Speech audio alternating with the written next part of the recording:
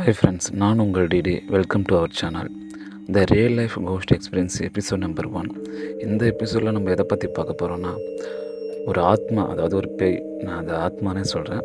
ஒரு ஆத்மாவை பார்த்து, ஒரு வீடு மட்டும் இல்லைங்க, ஒரு தெரு கூட இல்லை, ஒரு ஊரே ஒரு ஆத்மாவை பார்த்து பயந்துருக்கு. இந்த ரியல் இன்சிடென்ட் 2010 நடந்தது. அந்த ஆத்மாவோட தாக்கம் இன்னும் இருக்குதுன்னு சொல்கிறாங்க. வீடியோக்குள்ளே போகிறதுக்கு முன்னே நம்ம சேனலை நீங்கள் ஃபாலோ பண்ணாமல் பார்க்கணுன்னா நம்ம சேனலை ஃபாலோ பண்ணி வைங்க.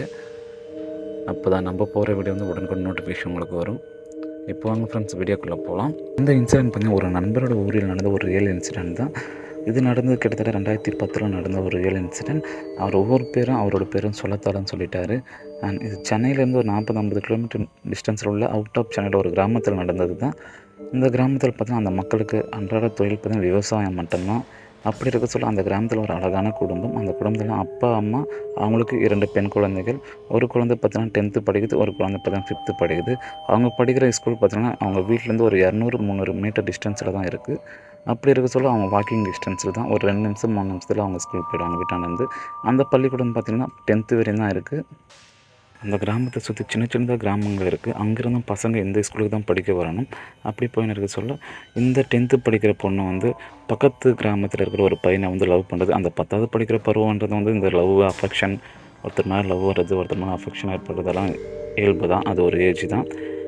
அது போல் லவ் வர சொல்ல அவங்களுக்கு வீட்டுக்கு தெரியும். ஃபஸ்ட்டு அவங்க வீட்டுக்கு தெரியாது. அதுக்கடுத்து பப்ளிக் எக்ஸாம் வர டைமில் அவங்க வீட்டுக்கு பசங்க சொல்லிடுறாங்க, இந்த போல் அந்த பொண்ணு வந்து ஒரு பையனை லவ் பண்ணுதுன்னு சொல்லிட்டு அவங்க வீட்டில் சொல்கிறாங்க.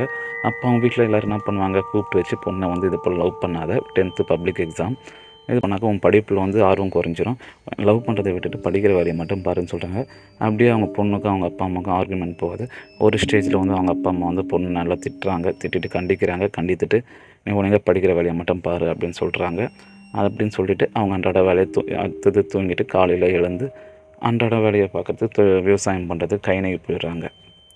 அப்போ அவங்களுக்கு தெரியாது அவங்க வீட்டில் அதை தாங்க ஒரு குறை சம்பவம் நடக்க போகுதுன்னு அப்போ அவங்க பெற்றோர்களுக்கு தெரியாது. அப்போ பார்த்தீங்கன்னா அந்த பொண்ணு பார்த்தீங்கன்னா தவறான முடிவு எடுத்துக்குது.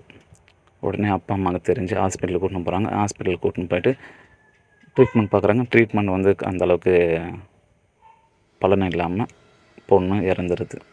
உடனே அந்த பொண்ணுக்கான நடக்க வேண்டிய இறுதி சடங்கெலாம் பண்ணுறாங்க. இறுதி சடங்கு பண்ணிட்டு கிட்டத்தட்ட எல்லாம் முடிஞ்சிட்டு அவங்க சோகத்துலேயே ஒரு மாதம் போகுது. அப்பா அம்மா, அந்த 2வது குழந்தை, அந்த சின்ன பொண்ணு, அவங்க வீடு அப்படியே சோகத்துலேயே போகுது. கிட்டத்தட்ட ஒரு மாதம் முடிஞ்சோடனே அந்த சின்ன பொண்ணு இருக்குல்ல, அந்த சின்ன பொண்ணுக்கு பார்த்தீங்கன்னா ஒரு கனவு போல் ஒன்று வருது. நான் மட்டும் தனியாக இருக்கேன், நீ என் கூட வந்துரு அப்படின்னு அவங்க அக்கா வந்து கனவில் வந்து கூப்பிட்றா போல் ஒரு கனவு வருது. இந்த பொண்ணுக்கு இது போல் கூப்பிட சொல்ல, நாட நம்ம அக்கா நம்மளை இது போல் கூப்பிட்றாங்களே அப்படின்னு சொல்லி இந்த பொண்ணுக்கு ஒரு மாதிரி பயம் வந்துட்டு இருக்குது. இந்த சின்ன பொண்ணை போய்ட்டு அப்பா அம்மா கிட்ட சொல்லுது, இது போல் அக்கா வந்து இது போல் கனவுல வர போல் வருது, வந்து என்னை வந்து நான் தனியாக இருக்கேன், நீ எனக்கு கூட வந்துடு அப்படின்னு சொல்லிட்டு கூப்பிட்றா போல் இருக்குது. சரிம்மா, நீங்கள் வந்து அதே அக்கா நினைப்பிட்டே இருந்திருப்பேன், அதனால் இது போல் தான் இருக்குதுன்னு சொல்லிட்டு அவங்க அப்பா சொல்கிறாரு.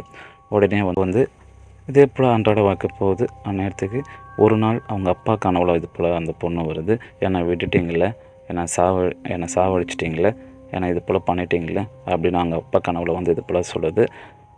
இவங்களுடைய நாளாக இது அமானுஷ்யமாக இது போல் நடக்கிறத பார்த்துட்டு அவங்களுக்கு அடிக்கடி வந்து நம்ம பொண்ணு, அந்த பொண்ணு, பெரிய பொண்ணு வந்து வீட்டில் ஒரு இடத்துல இருக்கா போலியோ, ஒரு உருவம் அந்த வீட்டில் இருக்கா போலியோ.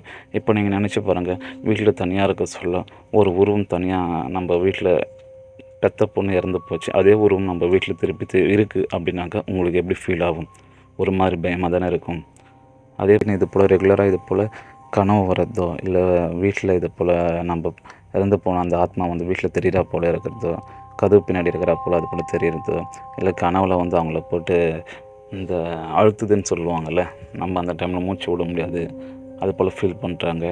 அந்த சின்ன பொண்ணை வந்து நீ என் கூட வந்துருன்றதை கூப்பிடுறாங்க அப்படின்னு நினைக்க சொல்ல இவங்களுக்கு ஒரு கட்டத்தில் பயம் வருது. ஆனால் நம்ம பெரிய பொண்ணு தான் இது போல் நம்மளை விட்டு போயிடுச்சு, சின்ன பொண்ணை வந்து நம்ம பத்திரமா பார்த்துக்கணும் அப்படின்ற டைமில் வந்து என்ன பண்ணிட்டாங்கனாக்கா ஒரு சாமியாரை கூட்டின்னு வராங்க. சாமியாரை கூட்டின்னு வந்து அந்த பொண்ணால் இவங்களுக்கு எதுவும் நடக்காத போல் இவங்களுக்கு முடிக்கயிறு போட்டுக்கிறாங்க. அந்த பொண்ணை வீட்டுள்ளே வராத போல் அந்த வீட்டை சுற்றி காப்பு கட்டிடுறாங்க. அதாவது காப்பு கட்டிட்டாக்கா அந்த ஆத்மா வந்து வீட்டுள்ளே வர முடியாது, இவங்களையும் எதுவும் பண்ண முடியாது. அது போல் பண்ணிட்டாங்க அவங்க. அப்படி பண்ண சொல்ல அந்த ஆத்மாவுக்கு இன்னும் கோபம் அதிகமாகுது. கோபம் அதிகமாக என்ன பண்ணுதுன்னா, அது படித்த பள்ளி, அதான் அந்த ஆத்மா படித்த ஸ்கூல் வந்து கிட்டத்தட்ட ஒரு 300-400 மீட்டர் டிஸ்டன்ஸில் தானே. இவங்க வீடு ஒரு தெருவுனா அடுத்த தெருவில் அந்த பள்ளிக்கூடம் இருக்குது. அந்த பள்ளிக்கூடத்தில் பார்த்தீங்கன்னா பெரிய கேட்டு, மெயின் கேட் இருக்குது. அந்த கேட்டாண்ட ரெகுலராக வந்து ஒரு பெண் அழுகிற சவுண்டு அதிகமாக கேட்டிருக்கு. அந்த தெருவில் இருக்கிற மக்கள் என்னென்னா அதை ஃபீல் பண்ணியிருக்காங்க. என்னடா யாரும் அழுதுன்னு சொல்லிட்டு வெளியே போய் பார்த்தா யாருமே இல்லை.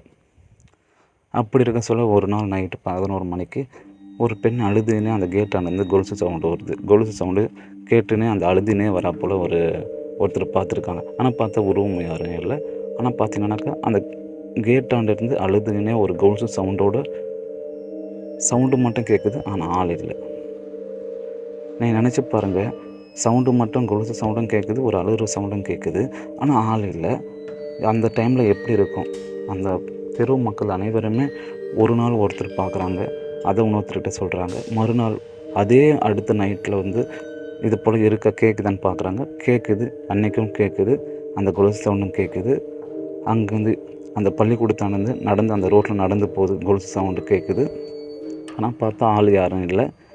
மறுநாள் தொடர்ந்து இது போல் டெய்லி இது போல் அந்த சவுண்டு கேட்குது. நாய்கள் பின்னாடி நாய் அப்படியே குலைச்சின்னு தெத்தினே வர போல் ஒரு சவுண்டு வருது. அவங்க வீட்டு கார்னரில் போயிட்டு நின்றுது, அந்த சவுண்டு நின்றுது. இதே போல் தொடர்ச்சி ஏற்பட்டுனே இருக்குது. இந்த கிராமத்தில் பார்த்தோம்னாக்கா 11 மணிக்கு மேலே வெளியே வர்றதுக்கு பயப்பட ஆரம்பிச்சிட்டாங்க. முக்கியமாக அந்த தெருவில் பார்த்தீங்கன்னாக்கா 11 மணிக்கு மேலே வெளியே வர்றதும் இப்போ 11லேருந்து ஒரு 3 மணி வரையும் அவங்க நைட்டில் வெளியே வர்றது அவாய்ட் பண்ணிட்டாங்க. யாருன்னா வெளியே வந்தாக்கா நம்மளை எதனா பண்ணிவிடுமோ, ஏன்னா அவங்க வீட்டுக்கு வரக்கூடாதுன்னு சொல்லிட்டு அவங்க வந்து கட்டிக்கினாங்க வீட்டுக்கு. அதனால் நம்மளை எதனா பண்ணிவிடுமோன்னு சொல்லிட்டு அவங்க எல்லாருமே பயப்பட ஆரம்பித்தாங்க. அப்படி இருக்க சொல்லி அதே தெருவில் தான் அவங்க பொண்ணோட மாமா வீடு இருக்குது. அங்கே தான் அடிக்கடி போயிட்டு வரும் அந்த பொண்ணு. ஒரு நாள் அந்த பொண்ணோட மாமா வீட்டுக்கு அந்த கொலுசு சவுண்டு போகிறா போல் கேட்குது. அனைவருக்குமே கேட்குது, இந்த சைடு தான் போகுது அப்படின்னு சொல்லிட்டு கொலுசு சவுண்டு கேட்குது. அங்கே போய்ட்டு அந்த பொண்ணோட மாமா வீட்டுக்கு போதுன்னா அவங்க மாமா, அவங்க அத்தை, அவங்களுக்கு 2 பசங்க, ஒரு பெண் பொண்ணு, ஒரு ஆண் பையன். அந்த பெண் குழந்தைய போயிட்டு நீ என் கூட வந்துரு, நான் தனியாக இருக்கேன், நீ என் கூட வந்துருன்னு சொல்லிட்டு கூப்பிடுது.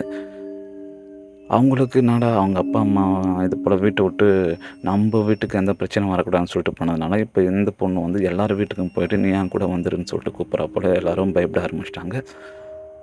நீ என் கூட வந்துருன்னு கூப்பிடுதுன்னு சொன்னால அந்த பொண்ணு வந்து அவங்க அப்பா அம்மா கிட்ட சொல்லியிருக்கு. அவங்க அப்பா அம்மா நான் பண்ணியிருக்கேன், சரிம்மா ஏதோ கனவாக கூட இருக்கலாம், சரி பார்க்கலாம் அப்படின்னு சொல்லிட்டு அவங்க அப்பா அம்மாவும் ஃபஸ்ட்டு கண்டுக்கல. அதுக்கடுத்து நான் பார்த்தீங்கன்னா ஒரு நாள் அவங்க மாமா வேலையை முடிச்சுட்டு வீட்டுக்கு வராரு. வீட்டுக்கு வந்து கதவு திறக்கிறாரு. கதவு திறந்து பார்த்தாக்கா அந்த கதவு பின்னாடி ஒரு உருவம் நிற்கிறா போல் நின்றுக்குது. இப்போ உருவம்னாக்கா ஃபேஸு தெரியல, ஒரு கருப்பாக ஒரு உருவம் மட்டும் ஒரு 2 செகண்ட் நின்றுட்டு மறைஞ்சிருது. இது போல் அவருக்கு பார்த்தோன்னா ஒரு மாதிரி இல்லை, ஒரு மாதிரி பயம் இருக்க தானே செய்யும். என்னடா ஒரு எந்த உருவம் இது? இப்போ நீங்களே நினச்சி பாருங்கள், நீங்கள் ஒரு கதவு டோர் ஓப்பன் பண்ணுறீங்க, டோர் ஓப்பன் பண்ண சொல்ல எதிர ஒரு உருவம் உங்களுக்கு 2 செகண்ட் இப்படி தெரிஞ்சு மறைஞ்சாக்கா உங்களுக்கு எப்படி இருக்கும்? அந்த பயத்தை தான் அவர் அனுபவிக்கிறாரு. அதை வந்து வீட்டில் சொல்கிறாரு. இது போல் வந்து அந்த பொண்ணு தான் வந்து இது போல் வந்து போயிருக்கு போல். இப்போ அவங்க வீட்டில் வந்து வரக்கூடாதுன்னு சொல்லிட்டு பந்து பண்ணிட்டாங்க, கட்டிக்கினாங்க. இப்போ நம்ம வீட்டுக்கு வர ஆரம்பிக்குது. இவங்க என்ன பண்ணுறாங்கன்னா, நம்மளுக்கும் 2 குழந்த இருக்குது, அந்த பொண்ணால் நம்ம குழந்தைங்களுக்கு எதுவும் ஆகக்கூடாதுன்னு சொல்லிட்டு இவங்களும் வீட்டுக்கு வந்து அதே பூசாரியை கூட்டின்னு வந்து ஆளுக்கு முடிக்கோர் போட்டுக்கிறாங்க. வீட்டுக்கு வராத போல் கட்டிடுறாங்க. இப்போ இது போல் இவங்களும் பண்ணதாங்க இன்னும் அந்த ஆத்மாவுக்கு கோபம் தான் அதிகமாகுது. கோபம் அதிகமாக பக்கத்தில் பார்த்திங்கனாக்கா ஒரு 2 வீடு தள்ளி ஒரு ஹஸ்பண்ட் அண்ட் ஒய்ஃப் வந்து வாடகைக்கு இருக்காங்க. அதே ஊர் தான் அவங்களும். அந்த அவங்க வீட்டில் வந்து இடம் இல்லைன்னு சொல்லிட்டு இந்த தெருவில் வந்து வாடகைக்கு இருக்காங்க. வாடகைக்கு இருக்கிறப்ப சொல்ல பார்த்தீங்கன்னாக்கா ஹஸ்பண்ட் வந்து டிரைவர் வேலை, அவர் ஒரு ஒய்ஃபோட நடவடிக்கை ஒரு மாதிரி சரியில்லை, ஒரு மாதிரி கோவப்படுறது, சும்மா எதுக்கேற்றலாம் திட்டுறது, ஹஸ்பண்டை போட்டு ஒரு மாதிரி கோவப்பட்டு பேசுகிறது, இதே போல் தான் பண்ணியிருக்காங்க. ஹஸ்பண்டுக்கு உடனே ஒரு டவுட் வருது, நாடா இது போலலாம் நம்ம ஒய்ஃப் பண்ண மாட்டாங்களே, ஏன் திடீர்னு இது போல் கோவம் அதிகமாக வருது, இது போல் எதுக்கேற்றலாம் திட்டுறது, ஏன் ஒன்றும் புரியலேன்னு சொல்லிட்டு அவர் பார்த்துன்னு இருக்காரு. ஒரு நாள் அவருக்கு டவுட் வருது, ஒரு வேளை எதனா பேய் எதனா பிடிச்சிருக்குமோ, ஏன்னா பண்ணுறது எல்லாமே ஒரு மாதிரி எதனா பண்ணுறாங்க. அதனால் அவருக்கும் டவுட் வருது, ஒரு மாதிரி நம்ம ஒய்ஃபுக்கு எதனா பேய் பிடிச்சிருக்குமோ அப்படின்னு சொல்லிட்டு பார்க்க சொல்ல, அவங்க ரிலேஷன்லேயே ஒரு சாமி வரும்ல, ஒரு லேடி மேலே சாமி வந்து எதனா கேட்கணும்ல, அதே போல் ஒருத்தரை கூட்டின்னு வந்து காட்டுறாங்க, இது போலலாம் பண்ணுது அப்படின்னு சொல்லும். நார்மலாக ஒரு சாமி வருது, வந்துட்டு பார்க்க சொல்ல, ஆமா ஏதோ ஒன்று இது மேலே இருக்குது அப்படின்னு சொல்லிட்டு மட்டும் போயிடுது. இவருக்கு உடனே பயம் வந்துடுச்சு. இது எப்படியா நம்ம இது பண்ணணும், ஓட்டணும். அவங்க பார்த்தீங்கன்னாக்கா கிட்டத்தட்ட ஒரு 2 நாள் கழித்து திருப்பி வராங்க. திருப்பி வந்து சாமி வந்து அதாவது ஒரு லேடி மேலே சாமி ஆடுது. சாமி ஆடி நீ யாருன்னு கேட்குது. அதுக்கு பேர் சொல்லலை. நான் இந்த பொண்ணை கூட்டின்னு தான் போவேன். நீங்கள் என்னை எதுவும் பண்ண முடியாது அப்படின்னு அந்த பேர் தைரியமாக அடித்து சொல்லுது. நீங்கள் ஒன்றையும் பண்ண முடியாது, நான் இந்த பொண்ணை கூட்டின்னு தான் போவேன் அப்படின்னு அடித்து சொல்லுது. அவங்க சாமியாலையும் கண்ட்ரோல் பண்ண முடியல. அதுக்கடுத்து என்னென்னவோ பண்ணி பார்க்குறாங்க. அதை சொல்லுது, நான் இன்னும் ஒரு 2 நாளில் நான் இந்த பொண்ணை கூட்டின்னு போயிடுவேன். 2 நாள் முன்னே நீங்கள் வரலைனாக்கா நான் கையை அறுத்து கத்தியில் எடுத்து குத்தின்னு நான் கூட்டின்னு போயிட்டுருப்பேன். அன்னைக்கு நீங்கள் கரெக்டாக வந்துட்டீங்க.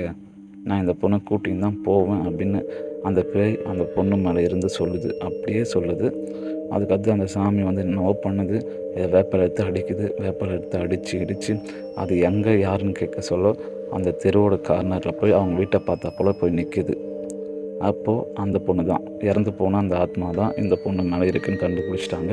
உடனே இவங்க என்ன பண்ணாங்கனாக்கா, இந்த பேய் இப்போ விலகிடுச்சு, ஆனால் திருப்பி வரும், இந்த உடம்புல திருப்பி வந்து பிடிக்கும். உடனே போயிட்டு ஒரு முடிக்கவரோ இல்லை ஒரு பாயை பார்த்து ஒரு முடிக்கவரோ எதனா போடுங்கன்னு சொல்லிட்டு போயிடுறாங்க. இவங்க என்ன பண்ணியிருக்காங்க, சரி அதோட இவங்க ஒரு கோயிலுக்கு கூட்டின்னு போயிட்டு முடிக்கவர் போடலான்னு சொல்லிட்டு கோயிலுக்கு கூட்டின்னு போயிட்டு முடிக்கவர் போட்டிருக்காங்க. கிட்டத்தட்ட முடிக்கவர் போடுறதுக்கு அந்த கோயிலில் ஒரு 5 நாள் அந்த கோயிலில் இருந்து அவங்களுக்கு முடிக்கவர் போட்டு, ஏன்னா ஒரு நாள் மிஸ் ஆயிருந்தேன்னா கூட கத்தி எடுத்து குத்திக்கின்னு நான் கூட்டின்னு போயிட்டுருப்பேன் அப்படின்னு அந்த பேய் சொல்ல இவங்களுக்கு எவ்வளோ பயமாக இருந்திருக்கும்.